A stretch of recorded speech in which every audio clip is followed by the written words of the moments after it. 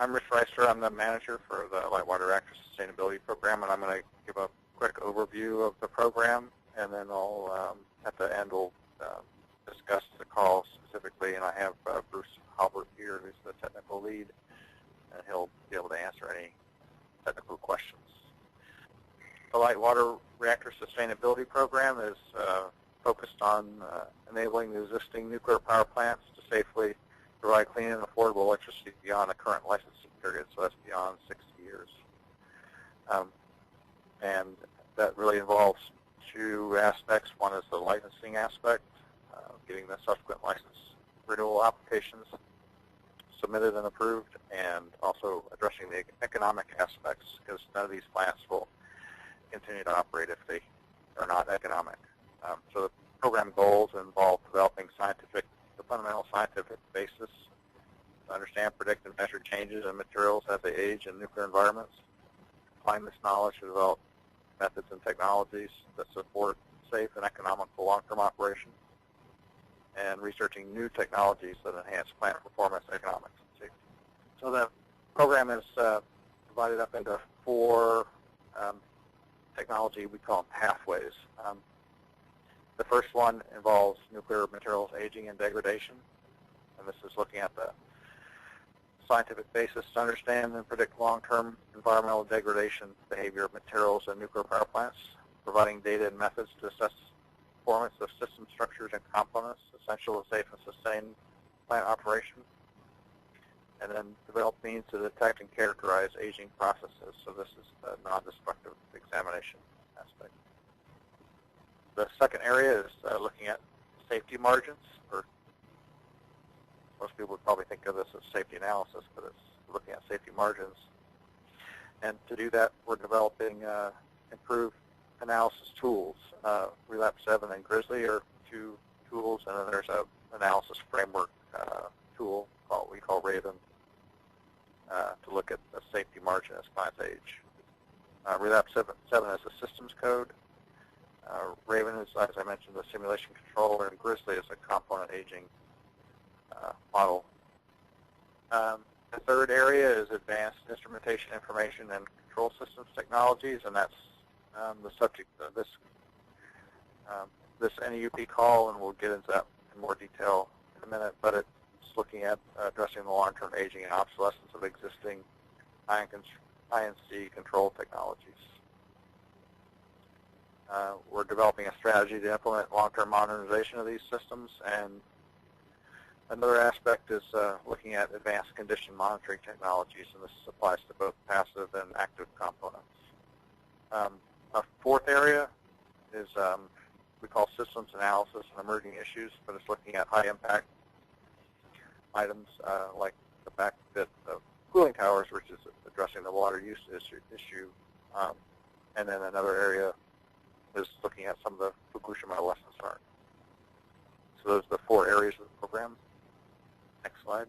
That's the first area, and just a little bit more detail is the material aging degradation area. And this is looking at aging components. A typical area that people think about as metals, reactor pressure vessels, plant internals, or reactor vessel internals, steam generators, balance of plants, etc. So we're looking at irradiators, assisted stress corrosion cracking, and high influence effects on the reactor pressure vessel steels and crack initiation of nickel-based alloys. But we're also looking at some other components that as plants age are becoming more significant.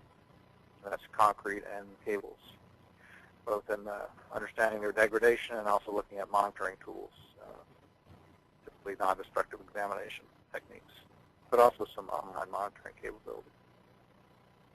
And finally, we're looking at mitigation, repair, and replacement technologies. Examples would be weld repair for core internals, the potential for reactor pressure vessel annealing, and the use of replacement alloys that would be less susceptible to degradation. The risk-informed safety margin characterization pathway, again, is looking at margins analysis techniques, and this is to help plant operators, owners understand safety margins as plants conditions at plants change. These would be changes like power uprates and other aging effects. So these are conducting simulation-based studies of safety margins. And again, there's 3 primary tools we're involved in: Relapse 7, as I mentioned, Raven, and Grizzly. So finally, the Advanced Instrumentation Information Control Systems technology, which is the subject of this call, is addressing long-term aging and reliability concerns of existing I&C technologies and develop and test new technologies. We're working with industry to establish a strategy to implement the long-term modernization of I&C systems. So this RC-5 involves that pathway, the I&C pathway. And this topic is computer vision and image processing technologies. So the I&C pathway is working with utilities, sort of as we described in pilot plant arrangements, to develop and demonstrate how computer-based procedures can benefit the operating fleet of nuclear power plants. In this call, proposals are sought to develop computer vision and image processing technologies that can be used by nuclear power plant field workers. Applications of interest include object recognition, positional accuracy determination, hazard proximity identification, detection of equipment and conditions, and other capabilities that would improve the efficiency, reliability, and safety of field workers.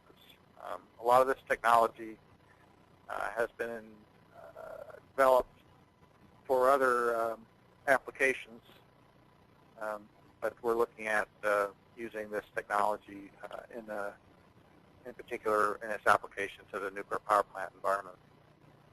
We're ready for any questions if we have them. We will continue taking questions for the next few minutes, so if you have any, please submit them through the question and answer box. Maybe while we're waiting for questions, I can say one thing. An example of this might be if you have an iPad or some type of tablet computer in the field and you're doing field maintenance, one of the things you could do is that people have thought about is displaying the radiation field that you're working in visually on a tablet. So it's kind of a computer-aided vision of the radiation field. So it would help workers understand what the radiation environment they were working in a visual manner rather than just posting signs or doing some type of walkthrough, which is the current practice for the most part. But that's an example of one application. Is that right, Bruce? Yeah. So. Here we have a few questions. First question is, for online monitoring of long-term aging, what kind of materials or components are you interested in? Well, online monitoring of materials is of interest to many of the passive and long-lived structures that we're interested in materials degradation issues. So that would include the concrete structures, cable insulation in a variety of different locations and environments, piping, nickel-based alloy, cast stainless steels for stress corrosion cracking or flow-accelerated corrosion.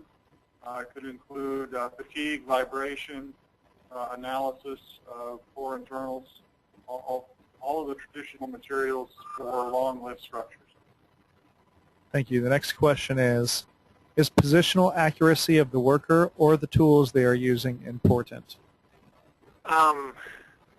Probably of the tool in relation to the equipment that is being applied to. So it's a good question. If you think about an application like a worker opening a cabinet that's full of breakers, and a worker is going out to respond to something that's malfunctioning.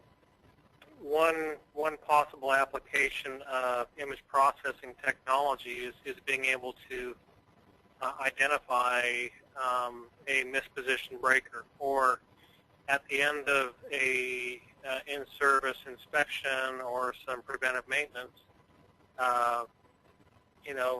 image processing technology could compare the desired status of a piece of equipment with the actual condition of that component at the end of maintenance. So it's actually sort of a combination of things, not just the positional accuracy of the tool and the worker, but perhaps a little bit of both, as well as the desired condition of the equipment for that particular example. Yeah, but I'll just and then another example, just the worker standing in front of the equipment he's supposed to be working on, or, and like you mentioned, is what's the condition of the equipment that the worker is supposed to be working on, or the current condition, using, some type of scanning technology. If it's supposed to be hot, is it hot? Maybe thermal imaging. Is it in the right position? Are there other hazards in the area that you should be aware of? Okay, the next question is research investigating installation of imaging techniques considered relevant to this call? It could be. It depends upon the application of those techniques. So what we're looking for is how we would use those technologies, especially in the context of computer-based procedures for field workers. So we imagine, although the call shouldn't, or the responses shouldn't be limited to what we can imagine, but we imagine that it might be necessary to have a helmet-mounted camera, or perhaps something on a computer-based field device, to be able to look into the field of work performance and to gather information that's sent back to image processing software or vision processing software. So I think that sort of sets the context for what we're thinking a little bit about, but it should be done within the context of a procedure or work package of some kind. That's usually how field workers use these types of technologies in nuclear power plants. Does that answer the question? If not, I'll be happy to try again. Next question. Are specific imagery data of special interest, for example, range image, thermal image, satellite, hyperspectral imagery, or any visual data? We don't have particular data in mind. Some of that data that you're referencing is very specific to geospatial positioning, which could be important for certain types of tasks. But most of the time, when workers go into the field to perform work on a component or device, geospatial positioning is not usually referenced in work orders. Typically, work is performed on components that are called out by component identification numbers, locations within the plant that are uniquely identified, and then are further documented in work packages.